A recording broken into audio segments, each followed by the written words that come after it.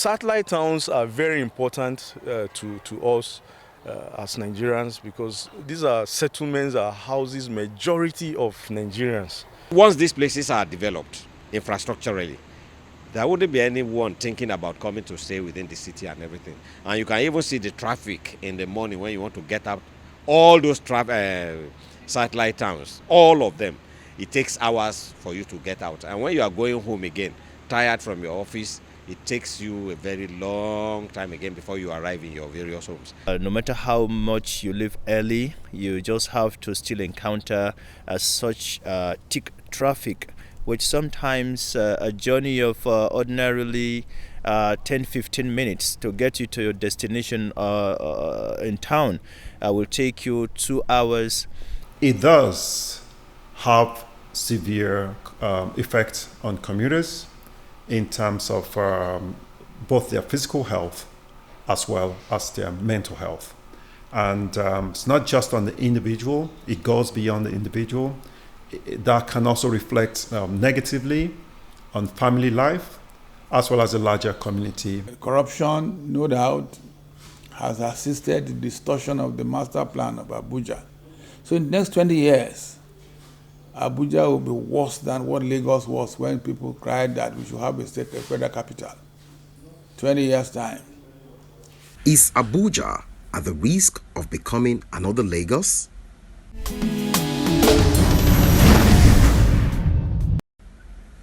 The Federal Capital Territory, Abuja, was created in 1976 as a planned city built in the 1980s. Abuja became Nigeria's capital in December 1991 following the overpopulation and congestion of Lagos, Nigeria's commercial capital. The movement of Nigeria's seat of power from Lagos exposed the FCT to a steady migration of Nigerians with all sorts of skill set to the territory from all over the country. The population of Abuja is still growing and has spilled over very rapidly, prompting the expansion of suburban districts, popularly called satellite towns. These are settlements, are houses majority of Nigerians. So both the federal government, FCT as well, and local government should look into these areas, because these places are densely populated. Revenues can be generated from, let's take advantage of the densely populated satellite towns, and then generate revenue for even the local governments and even the FCT. Thousands of those who work in the capital city reside in these areas, including Kubwa, Gwagwalada, Lugbe, Kuje, Buari, Karu, Nyanya, Jikoi, Pape, Karashi, Dede, Kwali, and many other rapidly growing settlements. The satellite town is supposed to be a subsidiary to the city, so that comfortability should have been the watchword. And that's even the main reason why the satellite towns in the actual place, in the actual sense of it, had to be, so that to decongest the main cities. But when you look at it over the years, truly it has not happened the way it is supposed to happen. Research shows that of the more than 2 million people living in the Federal Capital Territory, Abuja, only about 20% can afford to live in the city center. The other 80% of the population live in the satellite towns and its hinterlands. The population of Abuja is so much that I believe that in the next 20 years, there will be population explosion in every direction. And the effect is that the original concept and planning of the town will not be able to meet the increase in population. Most of these areas cannot boast of good basic infrastructure like roads, proper housing, potable water, and electricity. Once the power is stable, sincerely speaking, quite a lot of people will not even come to start their businesses in the city center. Because once there is light and everything, you want to stay where it is very close to where you stay, and then it will be cost, effective. Duse and Wushafa houses Usuma Dam. From the dam, you service the city center, the entire FCT through pipes that passes through Duse land and environs. And yet we starve of potable water. These communities have not been serviced by the water board. In order to fast-track development of satellite towns in the FCT, the Satellite Town Development Agency, STDA, was established in 2004. Now a department in the Federal Capital Development Authority. Some of the duties of the Satellite Town Development Department, STDD, include the opening up and development of satellite towns through the provision of infrastructure, improving the standard of living in the satellite towns, and providing the enabling environment that will reduce the pressure on the city center. However, some say the impact of the Satellite Town Development Agency or department is not being felt in most of these satellite towns. Now, with the name satellite town, I think these are the satellite towns that you talk about. But these roads that are supposed to be taken care of by the Satellite Town Development Department are not, the indigenous communities are not even considered. The concentration of STDD is not capturing the indigenous community.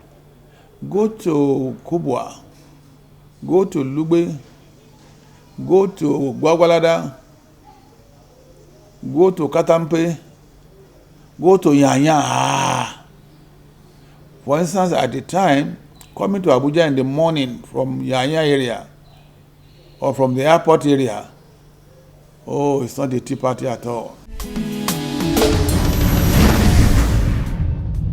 The waste generation is a lot in the outskirts of Abuja due to the huge population in these areas. It has become a major sanitation and environmental concern.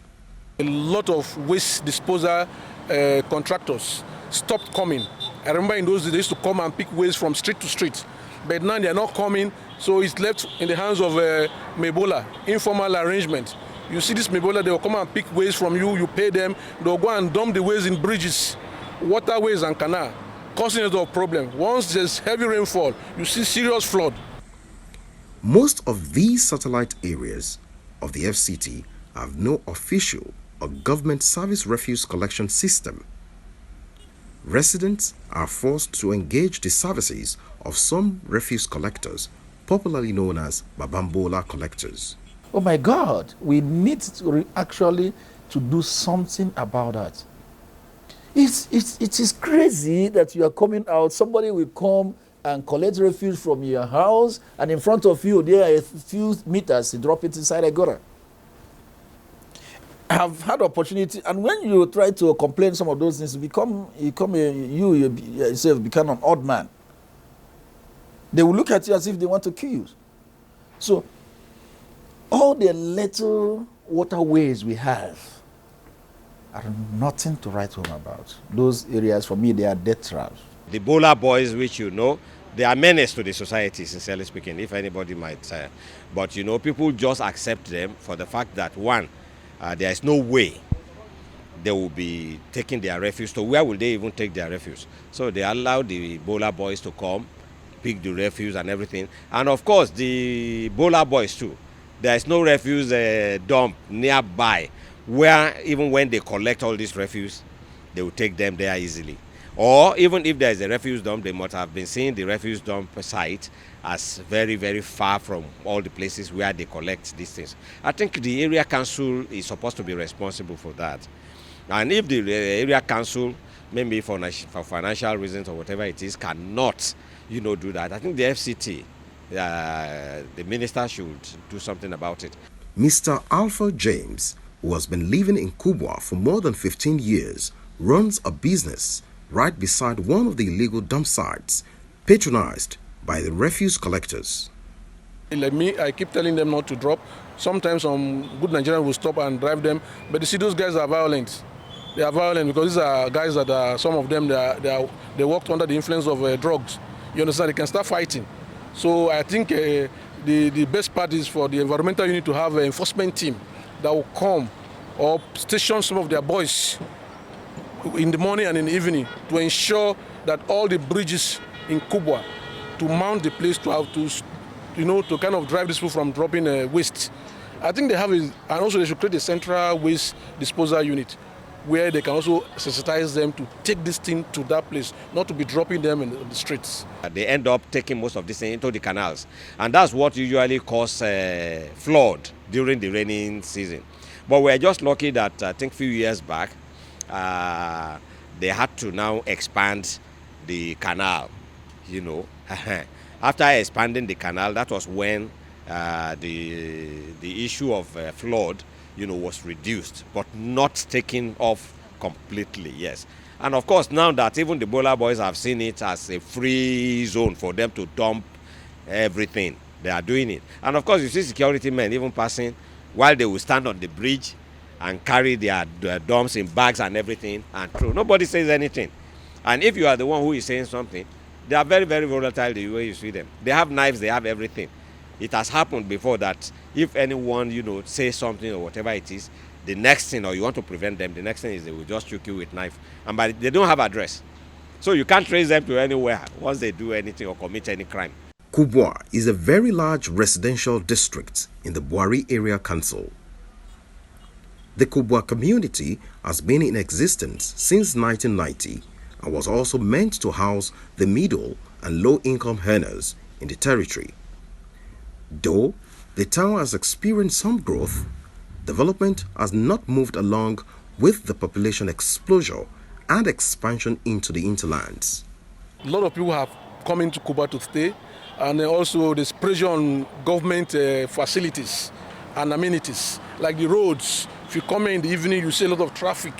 In the morning, you see a lot of traffic. Some of the roads are not well tarred, the streets. I think government should look into that or have a forum with landlords, because government cannot do everything.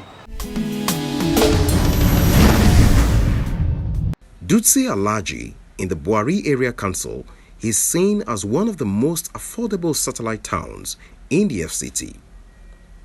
The town is now home to a mix of indigenes and Nigerians from all over the country.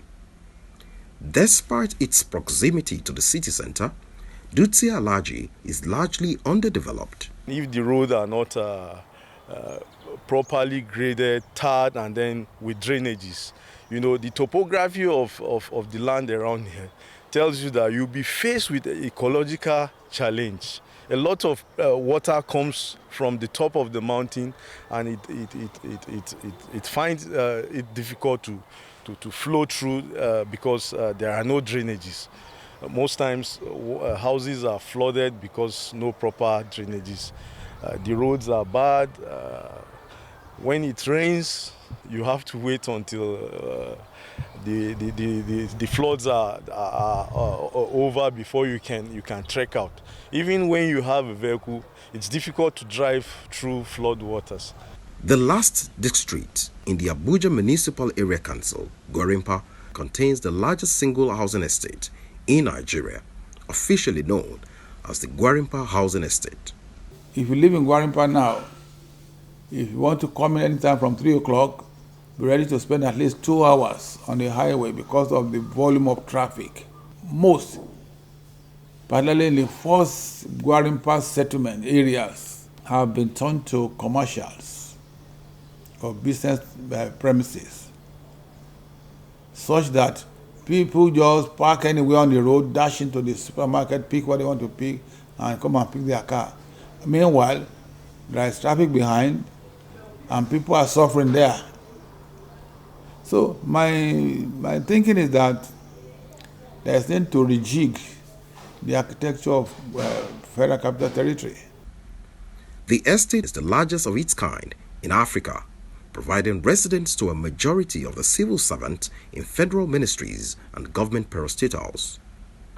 Traffic within and from Guaranpa to the city center can be a nightmare during the daily rush hour.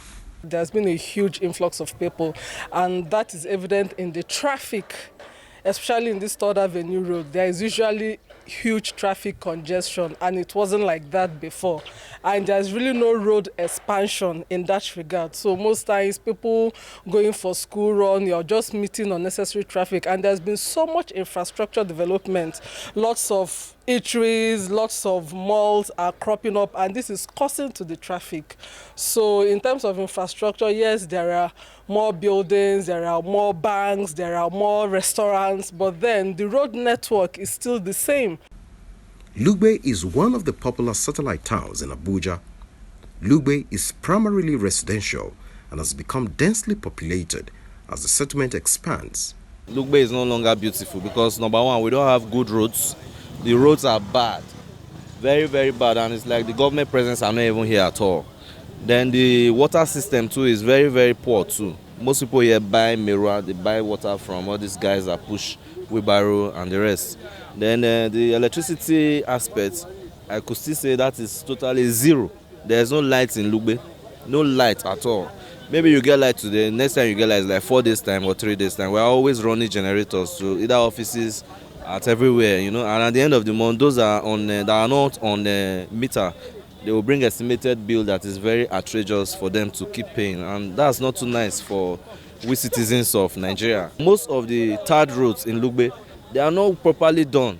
They are just roads that will just work for like maybe 6 months or less than 6 months. They start cracking up and going bad. Then the flood system has become another issue. There is no proper drainage system in this Lugbe, and Lugbe is supposed to be very beautiful. Some of Abuja's Federal Housing Authority estates, known as FHA estates, are located in Lugbe. These estates were built to accommodate the middle and low-income earners working in the city. Water is very hard in Lugbe. We just hire people to dig well, and after digging well, we start using well. Some people will just buy water, pure water. We don't use pure water in drinking, but we lack of drinking water. And the most important thing, Lugbe is very dirty. There is everywhere you find yourself, you see refuse all over. So that is the most challenging and bad route. We get water by those Merua, those Abuki that sell trucks. So we get water from them. So sometimes when there is no light to power to pump the water, it will take us by a keg. We buy a keg, 15 naira per keg. The 17-minute drive to work from Lugbe on normal traffic take between 40 minutes to 1 hour 30 minutes on heavy traffic. Taxi drivers, private car owners who take passengers while going home or coming to work, they don't seem to stop where there is bus stop. They just stop anywhere the passenger wants to stop, in the middle of the road, before the road, or anywhere. They just stop you. And then there are villages along the road. You notice that some people would rather cross the express other than use pedestrian bridge, which is not far from where they are. So vehicles tend to slow down while they cross. The Nyanya settlement is characterized by low-cost quarters on the border between the FCT and Nasarawa State. There's no pipe-borne water. They have commercialized everything. It's only borehole, private boreholes that people are using. You can go inside and see how bad the place is. So if government can give adequate attention to Nyanya.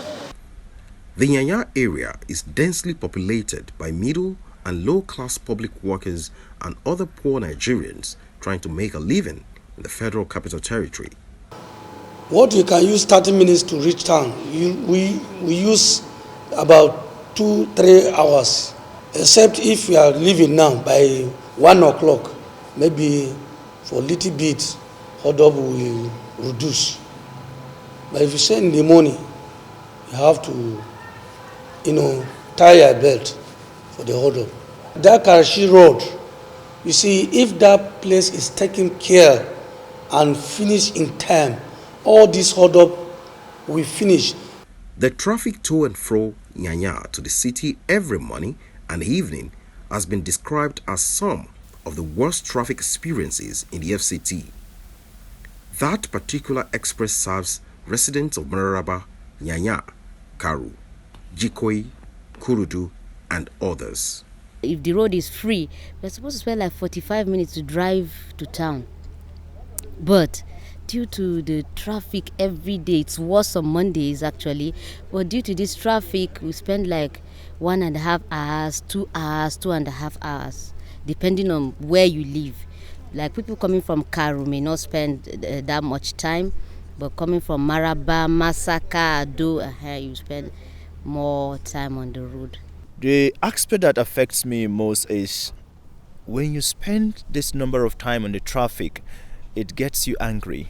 Most times I come out from my home very happy, ready to be productive for the day's work. But by the time I just find myself in this traffic, an hour in the traffic, getting to 2 hours, you can't even explain. You just see yourself getting angry unnecessarily, fagged out even before you come to start the day's work. You'll be so upset. People are cursing people. At that point you want to feel, what am I even doing here? But what can you do? So you get at work, it takes you time to settle in because you're really destabilized, Then going home, oh my God, when you get home, you're so worn out. You are so very worn out. So you see that you're not more productive. It shortens your productivity per day. So, it's not healthy anymore. There is a prevalence of depression amongst people who sit in traffic for hours. They tend to be a lot more agitated and irritable. And as a result, there's a propensity towards getting aggressive. And you see that in traffic a lot, people shouting and screaming at others. And we also know that the noise pollution that goes with it also cause a whole lot of disaffection amongst commuters. We know that both the noise pollution and the air pollution that gets increased because of sitting in the same place, everybody revving their engine, also affects the quality of life. From a mental health point of view, when people sit in traffic for a long time, it affects family cohesion. Like Lagos, those who live on the mainland and commute to the island often tend to leave home around 5 a.m. to make it in time to work. In that process, you miss out on the kids because they're still sleeping. And by the time they're closing at 5 p.m., heading back home, they don't get home till 10 p.m., 11. The kids are asleep. Mental health specialist Dr. Chuma shares tips on how to counter the psychological effects of these long hours of commute to work and back every day. A lot of the time in the mornings when you're sitting in the car, it's oftentimes a private time for most commuters. You can use it to have your morning devotion. You can have a selection of music that you actually enjoy playing. And then listen to your music. It can be therapeutic. If you can just spend that time on your own, reflecting on your personal, depends on the kind of person you are. But those sort of music, those soft times can actually help in alleviating some of this.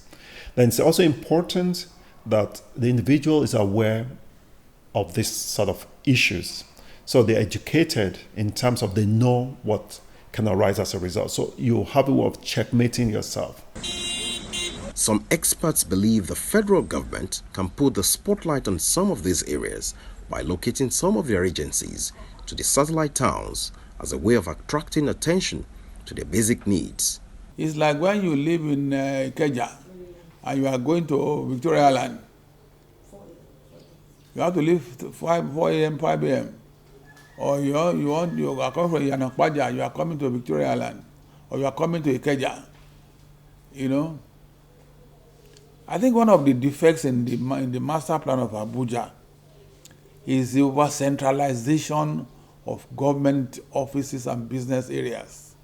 It's a very major defect. I thought we would have learned from the experience of Lagos. Everything was concentrated on the Victoria Island, or Ireland generally. They ought to have scattered federal government ministries and departments in the satellite towns, so that if you work in any Ministry of Agri, for instance, you will live around that area. If you work federal Ministry of Health, you work in around that area. If you work in FCT, you work in another area. But everything is concentrated in one small area called Central Area, Central Business District. It means that we have learned nothing. After following the trend of events so far, Many experts are apprehensive that Abuja may be fast becoming another Lagos. So in the next 20 years, Abuja will be worse than what Lagos was when people cried that we should have a federal capital. The next 20 years will be worse.